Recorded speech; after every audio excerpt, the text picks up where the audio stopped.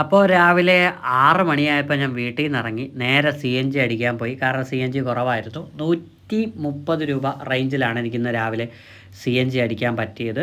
അപ്പോൾ നമ്മുടെ കിലോമീറ്റർ നോക്കുകയാണെങ്കിൽ 24,600 നമ്മുടെ യാത്ര ഇന്ന് തുടങ്ങിയത്.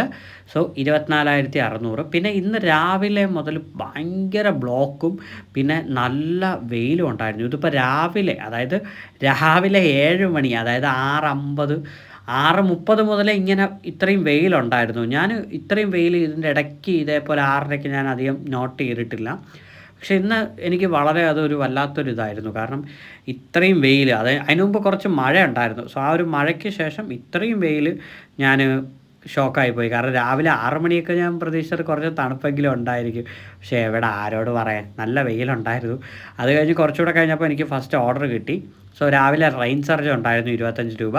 സോ ഓർഡർ നമുക്ക് കിട്ടി. പെട്ടെന്ന് കൊടുക്കേണ്ട ഓർഡർ തന്നെയായിരുന്നു. 16 ഇഡ്ഡലിയൊക്കെ ആയിരുന്നു. ഞാൻ വിചാരിച്ച് താമസിക്കുമെന്ന്. പക്ഷേ പെട്ടെന്ന് തന്നെ നമുക്കത് കിട്ടിയിട്ടുണ്ടായിരുന്നു. അത് കൊണ്ട് കൊടുത്തപ്പോഴത്തേക്കും അറൗണ്ട് 61 രൂപ കിട്ടി. അതായത് റെയിൻ സർജിൻ്റെ 25 അല്ലാതെ 61 രൂപ ടോട്ടല്. അത് കഴിഞ്ഞപ്പോൾ തന്നെ അടുത്ത ഓർഡർ നമുക്ക് കിട്ടി. സോ അതും എടുത്തു. അടുത്ത ഓർഡർ എന്ന് പറയുമ്പോൾ ഏകദേശം 140 രൂപ 50 രൂപ ടിപ്പ് കസ്റ്റമർ തന്നിട്ടുണ്ടായിരുന്നു. 90 രൂപ ഓർഡർ പേയും 50 രൂപ ടിപ്പ്. ആ ഒരു ഓർഡർ കൊടുക്കാനായിട്ട് അറൗണ്ട് 11 കിലോമീറ്റർ ഉണ്ടായിരുന്നു. സോ 11 കിലോമീറ്റർ മൊത്തം പോയി. അതായത് 15 കിലോമീറ്റർ അടുപ്പിച്ച് പോയിട്ടാണ് അത് കൊണ്ട് കൊടുത്തത്. 167 രൂപ ടോട്ടൽ കിട്ടി.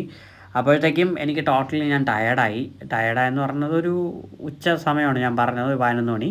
പിന്നെ ഒരു ഓറഞ്ച് ജ്യൂസ് അങ്ങ് കുടിച്ചു. അടിപൊളിയാണ് ഇവിടുത്തെ തട്ടിലെ പുട്ടുകടയിലെ ഓറഞ്ച് ജ്യൂസ്. വലിയ ഗ്ലാസ്സിലാണ് തരുന്നത്. 50 രൂപയാണ് പേയ്മെൻറ്റ്.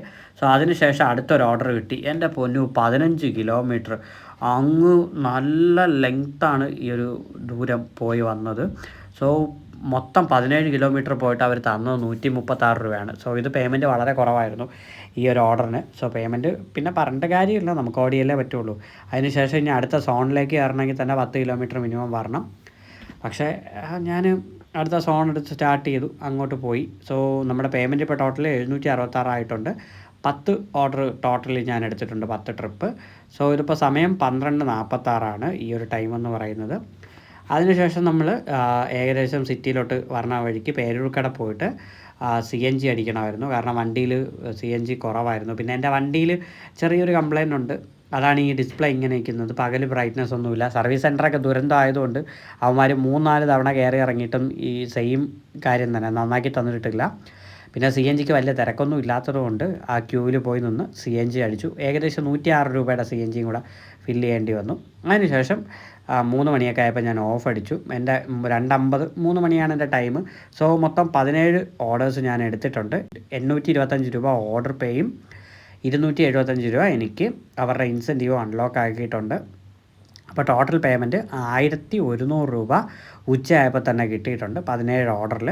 അതിനുശേഷം നമ്മൾ വൈകുന്നേരം ഫുൾ ഓടിയിട്ട് ടോട്ടൽ നമ്മൾ കംപ്ലീറ്റ് ചെയ്തു.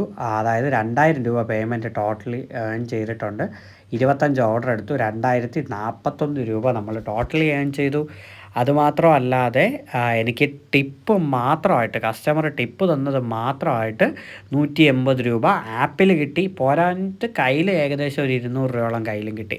സോ എൻ്റെ ഹയസ്റ്റ് ഏണിങ് ഇന്നായിരുന്നു. അപ്പോൾ എങ്ങനെ ഉണ്ടായിരുന്നു എൻ്റെ യാത്ര? മൊത്തം 250 കിലോമീറ്റർ ഓടി. വൈകുന്നേരം മഴ ആയതുകൊണ്ടാണ് ഇത്ര ഏണിങ്സ് കിട്ടിയത്.